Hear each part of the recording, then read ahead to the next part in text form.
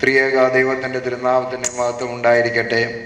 അഭിയന്തരായ പിതാക്കന്മാരെ, ബഹുമാനപ്പെട്ട വൈദിക ശ്രേഷ്ഠരെ, സഹോദരി സഹോദരങ്ങളെ, എന്ന നിലയിൽ സ്തുത്യർഹമായ സേവനം അനുഷ്ഠിച്ച് എല്ലാവരോടും സൗഹൃദം പുലർത്തി എല്ലാവർക്കും പ്രിയപ്പെട്ടവൻ എന്ന നിലയിലുള്ള അദ്ദേഹത്തിൻ്റെ സേവനം, പ്രത്യേകിച്ച് നമുക്കെല്ലാവർക്കും അദ്ദേഹത്തിൻ്റെ വേർപാട് ഒരു തീരാത്ത നഷ്ടമാണ്. ആ പിതാവിൽ ഞാൻ കണ്ടിട്ടുള്ള ചില പ്രത്യേകതകളുണ്ട്. അദ്ദേഹം ഇന്നലെ രാവിലെയാണ് ദൈവസന്നിധിയിലേക്ക് യാത്രയാകുന്നത്. അതിൻ്റെ തലേ ദിവസം രാവിലെ അദ്ദേഹത്തെ ഞാൻ ചെന്ന് ആസ്പത്രിയിൽ കണ്ടപ്പോൾ അദ്ദേഹത്തിന് സംസാരിക്കാനുള്ള കഴിവുണ്ട്. എന്നോട് ചോദിച്ചു, വരുന്നത് എവിടെ നിന്നാണ്, ഇന്നത്തെ പ്രോഗ്രാം എന്താണ്, ഇനി എവിടോട്ടാണ് പോകുന്നത്, ഇത്രയും കാര്യങ്ങൾ അദ്ദേഹം എന്നോട് നേരെ ചോദിച്ചു. ഞാൻ അത്ഭുതപ്പെട്ടു. കാരണം അദ്ദേഹത്തിൻ്റെ ആരോഗ്യസ്ഥിതിയെക്കുറിച്ച് അദ്ദേഹത്തെ ചികിത്സിക്കുന്ന ഡോക്ടർമാർ പറയുന്നത് വളരെ അപകടകരമായ ഒരവസ്ഥയിലാണ് തിരുമേനി കഴിഞ്ഞുകൂടുന്നതാണ്. പക്ഷെ ആ സമയത്തും അദ്ദേഹത്തിൻ്റെ മുഖം ഒരിക്കലും, അദ്ദേഹത്തിന് യാതൊരു മങ്ങലേൽക്കാത്ത മുഖത്തോടെ അദ്ദേഹം ആശയങ്ങൾ വിനിമയം ചെയ്യുന്നു. മാത്രമല്ല, ചില തുണ്ടുകടലാസുകൾ ചോദിച്ചുകൊണ്ട് അദ്ദേഹത്തിൻ്റെ മനസ്സിലുള്ള ചില കാര്യങ്ങൾ അദ്ദേഹം കുറിച്ചു തരുന്നു. ഒന്ന് ഓർത്തു നോക്കണം, മരണത്തിന് 24 മണിക്കൂർ മുമ്പുള്ള അദ്ദേഹത്തിൻ്റെ ഓർമ്മ. മാത്രമല്ല, രോഗത്തെക്കുറിച്ച് അദ്ദേഹം വളരെ ശുഭാപ്തി വിശ്വാസത്തോടെയാണ് കണ്ടിട്ടുള്ളത് എന്ന് എനിക്ക് തോന്നിയിട്ടുണ്ട്.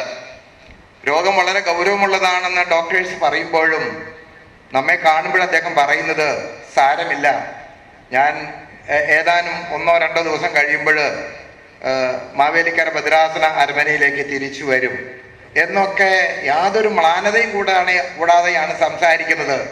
നമ്മെ സംബന്ധിച്ചിടത്തോളം ഒരു ചെറിയ രോഗം വരുമ്പോഴേക്കും നമ്മുടെ മുഖം മങ്ങലേൽക്കും. നമുക്ക് ആരോടും സൗഹൃദം പുലർത്തി സംസാരിക്കാനായിട്ട് കഴിയുകയില്ല.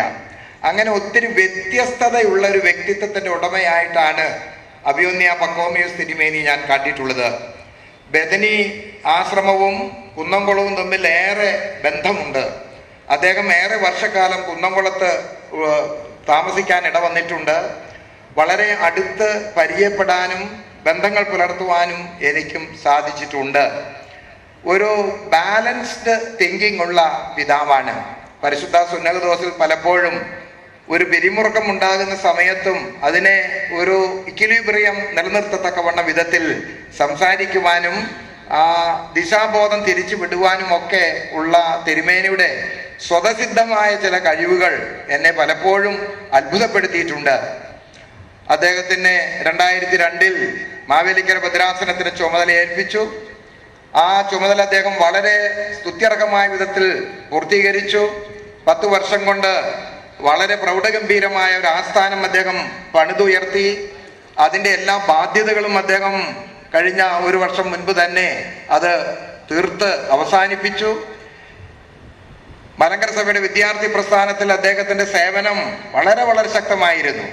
വിദ്യാർത്ഥികളോടുള്ള അദ്ദേഹത്തിൻ്റെ ബന്ധം, സൗഹൃദം അത് വളരെ അർത്ഥപൂർണവും എല്ലാവരുടെയും മനസ്സിൽ ഒരു മുദ്ര പതിപ്പിക്കുന്നതുമായ വിധത്തിലായിരുന്നു എന്നുള്ളത് നമുക്കൊക്കെ അറിയാം.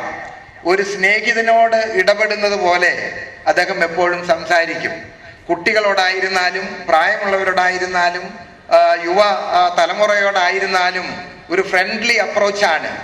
പലപ്പോഴും പിതാക്കന്മാരെ കുറിച്ച് പലരും പറഞ്ഞു കേട്ടിട്ടുള്ളത് അൺഅപ്രോച്ചബിൾ പേഴ്സണാലിറ്റി എന്നുള്ളതാണ്.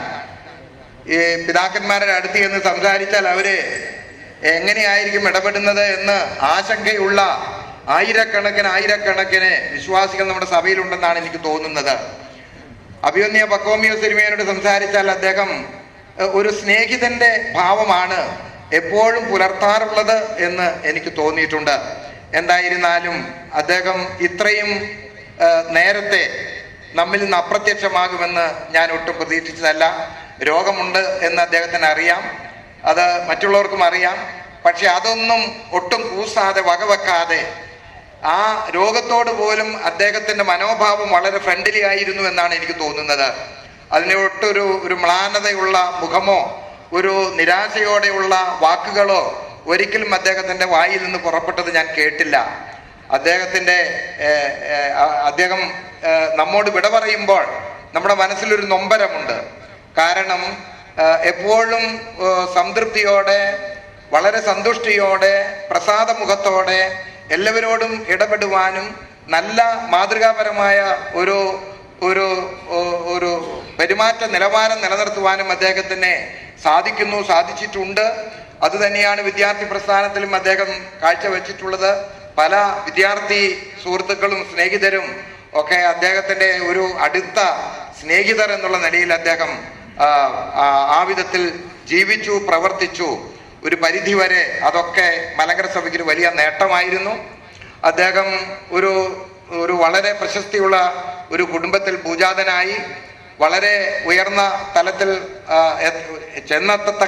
എത്തിച്ചേരത്തക്കവണ്ണമുള്ള സാഹചര്യങ്ങൾ ആ കുടുംബത്തിൽ ഉണ്ടായിരുന്നു. പക്ഷേ എന്നിരുന്നാലും ഒരു സന്യാസ ജീവിതത്തിൽ കൂടുതൽ ആകർഷനാവുകയും ഒരു വിധത്തിൽ പറഞ്ഞാൽ മലങ്കര സഭയുടെ ഒരു ആധ്യാത്മിക ഒരു സ്ഥിരാകേന്ദ്രം എന്ന് വിളിക്കപ്പെടാവുന്ന ഈ ബദനി ആശ്രമത്തിൽ തന്നെ അദ്ദേഹം അംഗത്വം എടുത്ത് ആ സന്യാസ ജീവിതത്തിലും അദ്ദേഹം വ്യാപൃതനായി. മലങ്കര സഭയുടെ ഏറ്റവും ഉന്നത നേതൃത്വ നിരയിലേക്ക് അദ്ദേഹം ഉയർത്തപ്പെട്ടു. 19 വർഷക്കാലം മേൽപ്പെട്ട സ്ഥാനത്ത് അദ്ദേഹത്തിന് ഈ സഭയെ സേവിക്കുവാനും സ്നേഹിക്കുവാനും തൻ്റെ വ്യക്തിത്വത്തിന്റെ മാഹാത്മ്യം മറ്റുള്ളവരുടെ മുൻപാകെ അവതരിപ്പിക്കുവാനും എല്ലാവരെയും ഒരു പരിധി വരെ സ്നേഹിച്ച് സംതൃപ്തിയോടെ അദ്ദേഹം നമ്മെ വലിയ മാതൃക നമുക്ക് നൽകി നമ്മോട് വിട പറഞ്ഞിരിക്കുന്നു. ഈ സമയത്ത് സഭയെ സംബന്ധിച്ചിടത്തോളം അതൊരു തീരാ നഷ്ടമായിട്ട് തന്നെ ഞാൻ കാണുകയാണ്. അദ്ദേഹം സ്വർഗസന്നിധിയിലേക്ക് പോകുമ്പോഴും അവിടെ എത്തിച്ചേരുമ്പോഴും ഈ സഭയ്ക്ക് വേണ്ടി പ്രാർത്ഥിക്കുകയും ഈ സഭയുടെ എല്ലാ നേട്ടങ്ങൾക്ക്, ഉയർച്ചകൾക്ക്, വികസനത്തിനായിട്ട് ദൈവസന്നിധിയിൽ മധ്യസ്ഥത യാചിക്കുകയും ചെയ്യും. അദ്ദേഹത്തിന്റെ കുടുംബാംഗങ്ങൾ എല്ലാവരും തന്നെ ഇവിടെ ഉണ്ടെന്നാണ് എൻ്റെ വിചാരം. കുടുംബ അംഗങ്ങൾക്ക് ഏറെ നൊമ്പരമുണ്ടാക്കുന്ന ഒരു വേർപാടാണ്. മലങ്കര സഭ സംബന്ധിച്ചിടത്തോളം അപ്രകാരമുള്ളൊരു നൊമ്പരം മനസ്സിൽ എപ്പോഴും തങ്ങി നിൽക്കുന്നുണ്ട്. തീർച്ചയായും കർത്താവിന്റെ രണ്ടാമത്തെ വരവ് വരെ അഭിമന്യ പിതാവിന്റെ ആത്മാവ് സമാധാനപൂർണമായി യേശുക്രിസ്തുവിനോടൊപ്പം ആയിരിക്കട്ടെ. നമുക്ക് വേണ്ടി അദ്ദേഹത്തിന്റെ പ്രാർത്ഥന നമുക്കൊരു വലിയ ശക്തിയും ഊർജവും പകരുമെന്നുള്ളതിന് സംശയമില്ല.